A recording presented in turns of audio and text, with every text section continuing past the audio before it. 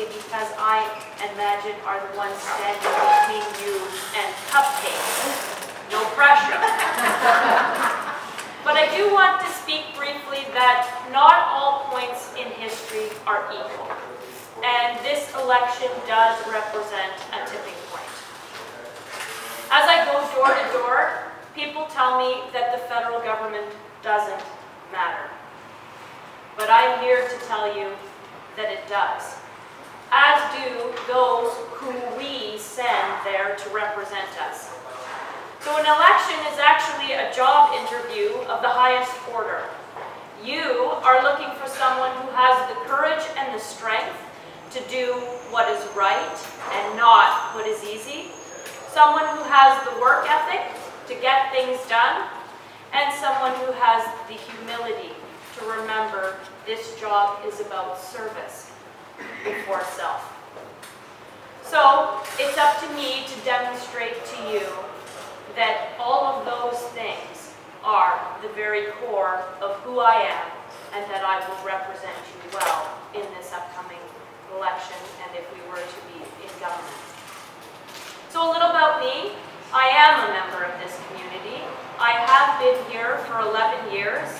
I have a son, 16, a daughter, 13, and a wonderful husband who is a pilot with Air Canada. I attended Royal Military College in Kingston. I served as an Air Force officer for 10 years. I worked in the federal government in a number of government departments. I was a management consultant at IBM, where I had the opportunity to work with companies to be able to be competitive both here and abroad, primarily in engineering, manufacturing, and production. So I had a brief opportunity to see just where our companies are competitive and perhaps where we're not as much as we once were. I also most recently was at Bombardier Aerospace as an aircraft manufacturing manager. So I have personal experience with the challenges that both large and small manufacturing companies are feeling in this economy. We've lost over 400,000 manufacturing jobs. And manufacturing, and in particular, advanced manufacturing, is the backbone of our industry. I've traveled a great deal, working throughout Europe and across Canada, and people have consistently asked me, what has happened? What has made Canada change?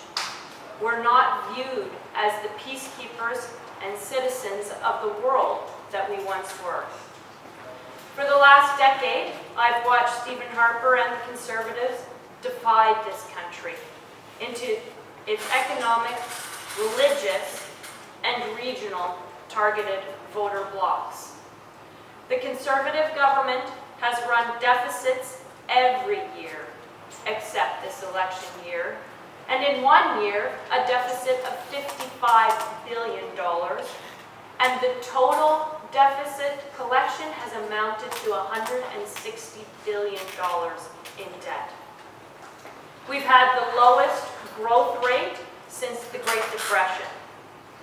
We have had high unemployment, and our youth unemployment is the highest it's ever been, with over 3 times the number of 23 to 35-year-olds unemployed than anyone over 35. And now we're in the second recession since 2008, and we're the only G7 country in recession other than Greece. This is a government shrouded in secrecy with, as we've seen from the Duffy trial, a powerful, unelected Prime Minister's office, and one that has undermined the authority of the Supreme Court, implemented omnibus bills, and generally silenced the voices of MPs who are sent there to represent you.